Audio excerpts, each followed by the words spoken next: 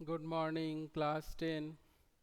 हम लोग साना साना हाथ जोड़ी यात्रा वृतांत को पढ़ रहे हैं और पिछली कक्षा में हम लोगों ने पृष्ठ संख्या 3, माफ़ कीजिएगा, पृष्ठ संख्या 18 तक पढ़ा था। आज हम लोग पृष्ठ संख्या 19 से पढ़ेंगे। रफ्ता रफ्ता यानी धीरे धीरे हम ऊंचाई की ओर बढ़ने लगे। बाजार, लोग और बस्तियां पीछे छूटने लगे।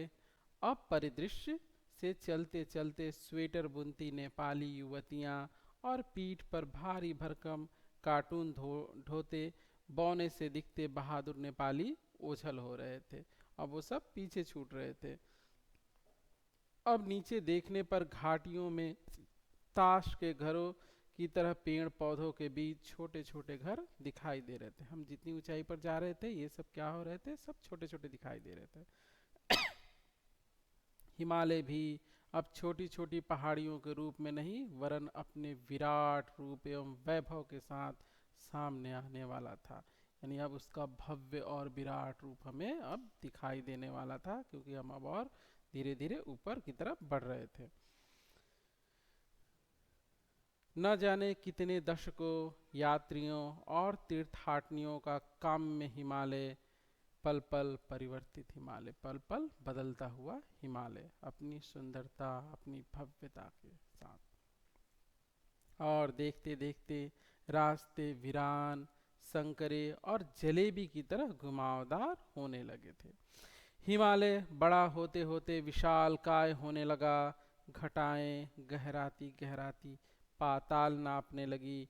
वादियां चौड़ी होने लगी। बीच बीच में की तरह रंग बिरंगे फूल शिद्दत, शिद्दत का अर्थ होता है तीव्रता, प्रबलता से, शिद्दत से मुस्कुराने लगे।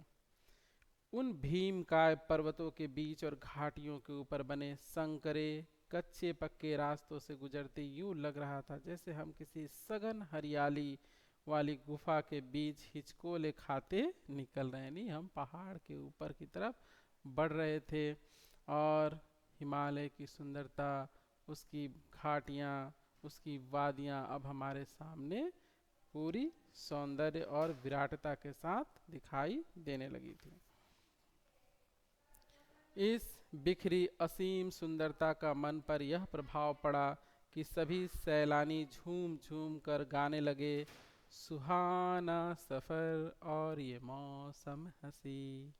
ये गाना आप लोग सुन लीजिएगा, अच्छा गाना है। पर मैं मौन थी, किसी ऋषि की तरह शांत थी। मैं चाहती थी कि इस सारे परिदृश्य को अपने भीतर भर लूं, समाहित कर लूं। पर मेरे भीतर कुछ बूंद बूंद पिघलने लगा था। जीप की खिड़की से मुंडकी यानी सर निकाल निकाल मैं कभी आसमान को छूते पर्वतों के शिखर देखती तो कभी ऊपर से दूध की धार की तरह झरझर गिरते जल प्रपातों को, तो कभी नीचे चिकने चिकने गुलाबी पत्थरों के बीच इठला इठला कर बहती चांदी की तरह कौंध मारती बनी ठनी तीस्ता नदी को। सिल्लीगुड़ी से ही हमारे साथ थी यह तीस्ता नदी। पर यहाँ उसका सौंदर्य पराकाष्ठा पर था। यानी उसकी खूबसूरती अपनी सबसे उच्चतम स्तर पर थी, यानी बहुत ही ज्यादा खूबसूरत थी वहाँ। इतनी खूबसूरत नदी मैंने पहली बार देखी थी।